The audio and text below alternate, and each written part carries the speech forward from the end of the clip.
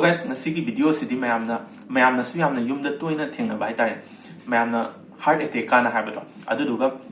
mainaga singba kana mi je unconscious oina wander leiba kansida aina ngasi haijadoriba first ese piyagadi mi du 60% survival rate haitare 60% hingalakpa yabagi chance oithokpa yaba amagi matangdane aduduna mayam ngasi video sidi loy fawo yengbiu adongi nangnaba singda adum ngasi video jimdi especially adum share tawbiyo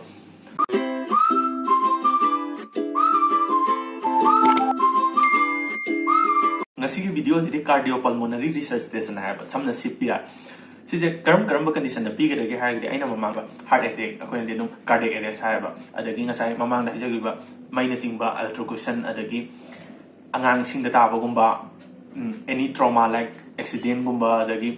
drug overdose dagi respiratory and cardiac arrest gumba adagi samna har kana mije unconscious oiba kanda haitare akoina magi pulse kai se yeng bakana magi pulse kemta phangdra haitare sum kana CPR je fazana effectively piragadi mi do hinkalapagi chance yam thina wang ba haitare basically CPR haigadi kaino haigadi akhoi ngasai ge heart sina pump tawse lepa ba haitare sina pump taw lepa gadi major vital organ sing sida blood supply je kemta tawdram ni mi je within 2 or 3 minutes sida si dei neba adu bo akhoi na CPR se matam chana pi horogadi ngasai ge lepuri ba function mayam do bak lawn reverse tawra hankala aga mi je hingat pangam dei neba mi maje suddenly unconscious oina layer magde nang khoi first of all to ba ya baje kaino mi je hana alert ohen bai tare ne tabra na haitare ne mi massage nombi da bai haitare masa nom da bi da sigil leng jum da tha mi khana nga sai masa nom ba khot pa to do sijina kai do ga in case magi cervical injury or magani mana sijina hena mi do de exaggerate to han bai tare aduna mi nom ba gum khot pa gum unconscious lei ba kana si to je to bi kana ba adugi mo sigil leng jum da pa thar haitare ne ko gently maje alert oina mo da thabi bai tare ko wang hang makta or sisu kai tare mi do alert oina bai tare tabro haibi mo tabro kana sumaina waje ngambi bai tare ne ko Ma'am, are you okay? Are you okay? ida maje kemta response to doctor bai tare ne adu tarde magi breathing movements adegi pulse na singba kudakta check to bi bai tare hon da bra je kon na pon ji tha bi ba aduga mid sina chest movement je yang bi ba aduga khut na ma jina kai tare akoi gi asagi central pulse carotid pulse 5 to 10 second yang bi bai tare kai gnu me amna hang bi pa peripheral pulse ai tare na akoi na si khudang da gumba kai guma pulse sidai da check to ba ya bra ha ga di sidi heart ta gi am tin lapna re da adu duna akoi na asagi central pulse akoi trachea ga sigi sternocleidomastoid muscle ga sigi karak dak launa thamba kana dum dak launa dum sigi central pulse de dum mi loina dum feel to birane sigi central pulse ne yam tina more reliable oi ba haitare more accurate oi ba haitare ne ko sigi nga sai carotid pulse check to ba kana side animal check to ba ya da bra ha ga di side animal check to never to wi ganu ko kagino di vagal inhibition to de ne ba adu duna even normal person do ga juma sigi carotid pulse check to ba kana never anima mukta da to wi ganu ko CPR je kadai jaga ma pham da piba yai haragadi akona mayamna tumnariba famung je sidaida piba ya bra haragadi magi akoi mongpa kai leibani na magi makha je sob oibani na akona ngasai mathak tagi chest compression taro ba kan jida effectively to ngam moidam ni na mada magi nanganda heart surface ama kai dai darkar lai bai dai ne kai ngasai pressure do adum chest do ne effective pi gina bai dai nangan je heart surface oina laibak to gumba thamma goina to piyo aduga in case accident oragadi CPR piba kan da safe zone ba jaga hai dai adai da pibi bai dai lambi me ada dum piba ya de na aduna road side to gumba hapet putho ga salauna kano to bi bai dai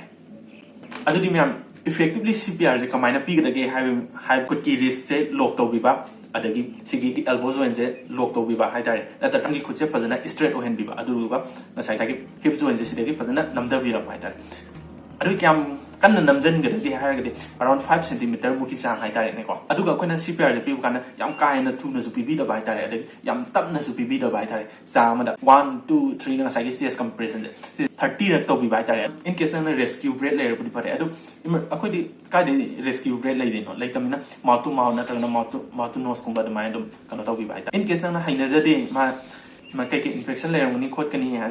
khangbi traka se dum simple CPR pi bi kemta akai ba lai te ko 30 rak se compress tawru matung da 3 second gumba airway gi happy bai tare adu duga muk CPR je mo hobi bai tare adu ga koina ngasai gi sor je kamjan bi ba kan da zu zum na kamjan bi da bai tare ne head till chill li bai ba ko ngak cha bet thekala kamjan bi bai tare na ta tare koina ngasai kamjali ba poto dum manungda changba ngamdraga dum kem kana debako ko mayam na mo hangbi ba yam thun no magadi yam thun hinga loi draga adu su mugla leba kai no di magi plus effectively yow da vida kai da tat tawr effectively yow ngamoi de ne ba adu kita tapagadi kai do ni ha de amkum magi business return je taw ngamoi de ne aduna normally tang ma da hai tare ne sumaina sang ma da dum taw bi ba hai tare adu CPR je kyam koi sang na pi ga de ha ga di mana nang pi kan da in case magi kai tare hinkalakpagi sign ama dum unidana vital maktabu masa maktabu leng po ro adagi in case nang emergency advance team ko ro different adum kana adu lak tu boy tare ne ambulance na sing badum lak tu bo adu lak da di mon adum manung jira dum CPR pijarani adu lak tu bo nang na masagi CPR ro pibi ga bai tare adu da CPR je krai jaga ra pi ne ai khon heart sida leina heart sida da pi dum na te ba ko sida da pi de dum rip kai te ko pat padum adu ne hena problem na karne ba adu duna akhona karai da pi hair ga sigi akhona nipple side na nipple je sigi hek makada akhona sternum sigi hek side sida sternum lai je sida da pi bai tare adu ka pi ba matam da hand should be interlock hai tare ne ga sigi adagi elbows when si lai myam je sigi pura interlock to bi ba adu ka sigi hand je straight oraga akhona akhona hip se sida gi body joint full oina movement oina pi rak pai tare adu yes angang jing de di kamaina pi ga de hair ga de angang jing ni ma saru jing yam soft oi me akhona sai mai na mutar ding sai rib case ti ko laga dum angang do hena kano to wani adu na pi kan da akhona sigi khut ani je sigi khut ani jina dum 6, 7, pi ba na ta 10, na 11, 12. si jina body je sigi khut ki saru sina maning gi saru sina sumaina konjal laga kai ta ko pi jino ina namag pi ba hai ta ko adu duka akhona CPR je effective ona kamaina hai ge hair ga de 100 to 120 per minute sai ba ko si je effectively pi je akhona cycle when a P day neighbor. Cycle number Kayana Sagi had 30 to 2 have a second. When I say compressor is 30, 1, 2, 3, 4, smiles up, 30 looks like a year way, 2 year way. I tell you, when a mouth to mouth, mouth to nose, when Adam comes in with it. Defibrillator Gumba Mamma film the Gumbo Urizinga, Sedum Tarogam, CPR in the Tung later. People got burned at the higher adrenaline Gumbadum Kapaga, revived over Yabu chance and safe to the neighbor. Viewers in a see videos a Ian Golobaga, Adam CPR Hira Brian, Mompaki Matatumbadum try to be okay. You know, I don't know, I see try to be with she's not I don't get imung manung at the Yamtina close or your friend sing any condition lapakanda, any emergency situation lapakanda, I don't get Nasita will practice in a moy Tawaji can bungam dainy. Some na harkan mi pung kuring mahai janje hai tare in case na emergency situation any condition da dum thengna bai dana jeli sig videos im di please share to view ka ai ate video da dirum share to view ko kem ta hai jadam ne aduga sig videos im di please share to view to mayam na semaning ba video le ga so dum comment section da bi ra mo ngasi gi di bye bye. So please subscribe, sarak kabar, sarak karai, sarak whatever.